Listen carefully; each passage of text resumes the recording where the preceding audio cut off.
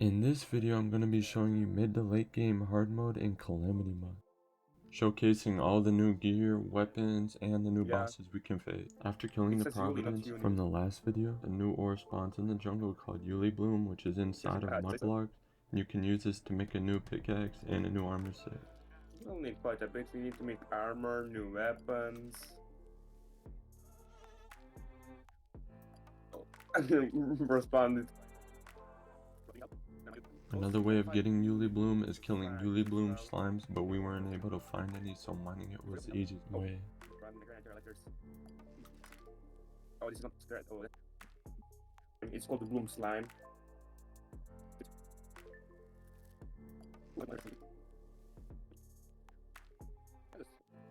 We were making the Blossom pickaxe, which will be used later to mine auric ore. Sadly, we won't use the auric ore in this video because you need to kill Yaron, which is way later. The reason we're going back to the Providence here is you need to get Divine Geode from him to be able to craft the next armor. It's called Goddess, bruh. I don't care, it's female. There's a goal. Nah, this guy.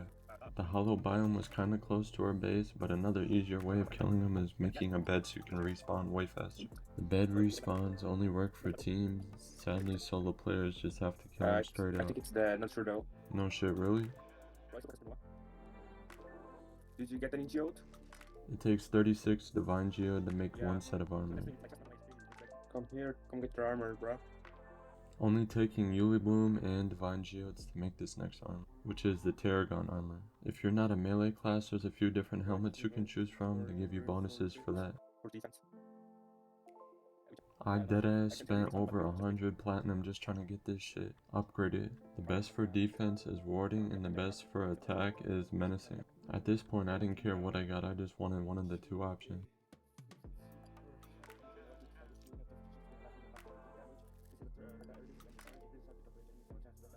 Rune of Cost I was telling you guys about from the last video, getting it from the Providence. There's 3 different options of spawning bosses, and if you're in the dungeon it spawns the Ceaseless Void. The hard thing about killing the Ceaseless Void is that when he hits 70%, 40%, and 10% he gets his shield back. With him having constant spinning orbs it makes it hard to kill him quickly. The main reason for killing this boss is getting Dark Plasma, which can make the Cosmic Worm, then you can spawn the Devourer of Gods with that. Oh, you have to dodge his attacks now. You have to dodge the attacks. You cannot damage him, you have to just dodge the attacks. He's killing himself, you have to dodge the attacks. I told you 3 times you have to dodge the attacks.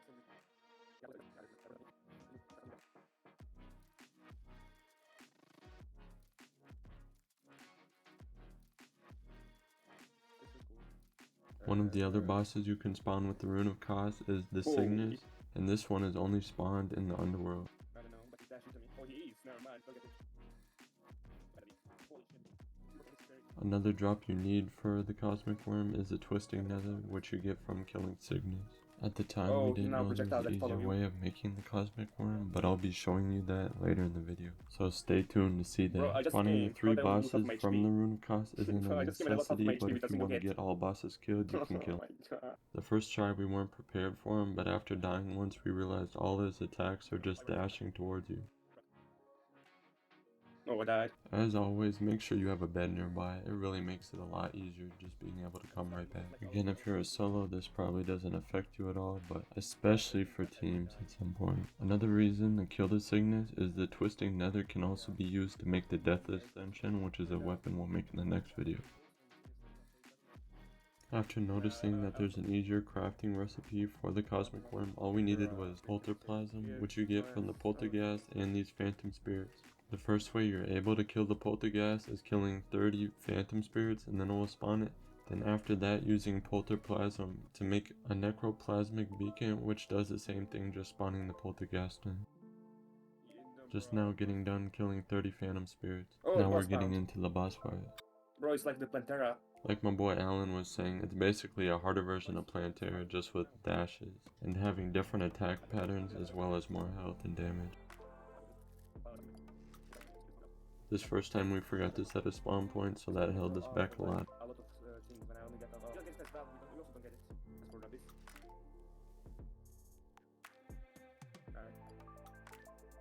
The best tip I could give for defeating him is every time he backs up, make sure you dash away because he's gonna do a dash himself. Where is oh? As well as spinning in circles, it makes it hard for him to lock on you. Yeah, I'm dead. If you're good at noticing visual cues, this will be an easy fight for you. Like we did with the Moonlord, the Please Elemental do Shiv it. is a I really love good that. weapon for mid to almost late game hardness. As we were heading over to the Sulfuric Sea and Acid Rain spawned, a few different types of mini bosses and bosses. This was the Nuclear Terror right here. At this point in time we didn't need anything from the Acid Rain, so just going down in the sea makes it so the mobs can't spawn. Later we'll be facing the Acid Rain event, which at the end of it spawns the Old Duke. The reason for going down in the abyss now is we need to farm Reaper Shark, and we need Reaper Teeth, which drops from him. The reason for getting these Reaper Teeth is we can make a new weapon with it, along with the new melee equipment, which will be very good.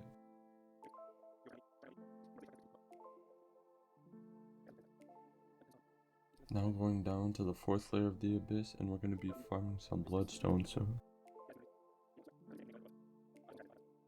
Oh yeah, we also need Bloodstone to make armor. We upgrade the Teragon armor with the Bloodstone, so we need to kill these mobs anyway. Like Alan was saying, we need to farm up some Bloodstone to make the new armor, which you pair with the Teragon armor. And the way of getting Bloodstone is killing all these mobs in the 4th layer of the abyss. It took quite a while to farm all the Bloodstone, so I decided to make a farming area to kill them even faster. All it takes is Bloodstone and Rune of Souls, which drop from the Polterghast, so it's not that hard to craft this armor. To make a full set of Blood Flare armor, it takes a total of 40 Bloodstone cores, as well as 9 Rune of Souls. Now having some new armor, we were able to go down and farm some Reaper Sharks to try and get those teeth. Yeah,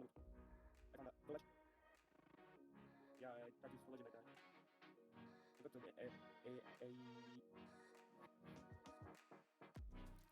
I am. Oh, brother. Damn. Now the mob can project out, it's so hard to see the skulls. And like that. We need 26.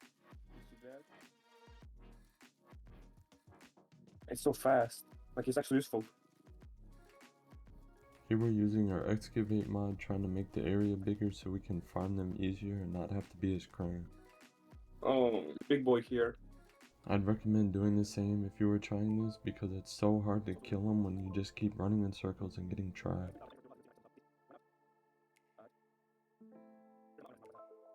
Even while using abyss equipment, you still have to worry about your oxygen levels, so make sure you keep an eye on that.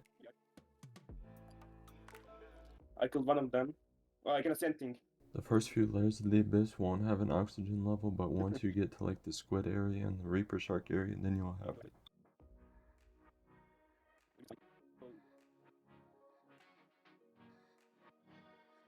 How many shark do you have? Yeah, we have enough. Now using those teeth we just got, making a baleful harvester, which then we can craft the last morning with, and using some trial and error to see if it's an effective weapon. Using this blood flare armor we just got, when using a true melee weapon you get healing from it. And to clarify, a true melee weapon is one that swings and doesn't have any projectiles. We were looking to buy this bloodworm, but you can only do it after you killed the old duke the first time. And the way to do that is an acid rain event. A little side task you can do before trying to kill Old Duke is getting the ultimate remote device, which you need radiant jewels from, and you get those from the Moonlord. Finding out from the first time we kill Moonlord, having to only break his heart to kill him makes it a lot faster.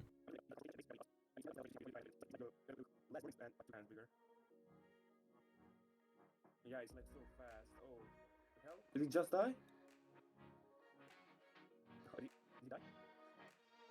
Now we can make a second ultimate remote device using this radiant jewel we got from Moonlord. The benefit it has over the remote device we already have is you can use it anywhere on the map instead of being limited. Yeah, you can see the whole sword with it. The Reaper Shark necklace is kinda tedious in making, but I'll show you the recipe now, which kinda takes a while. Here's the melee equipment I was telling you about, and then taking Sand Shark tea and the drops from the Reaper Shark. Next we're going to be trying to make the Abyss Blade, which you need depth crushers for, and the way of getting that is killing moray eels that only spawn in the ocean and the sulfuric sea.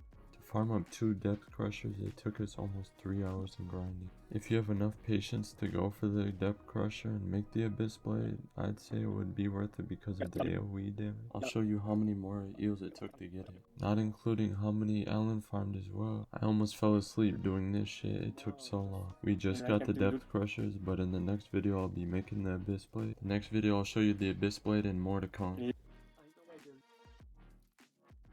Alright, one more time.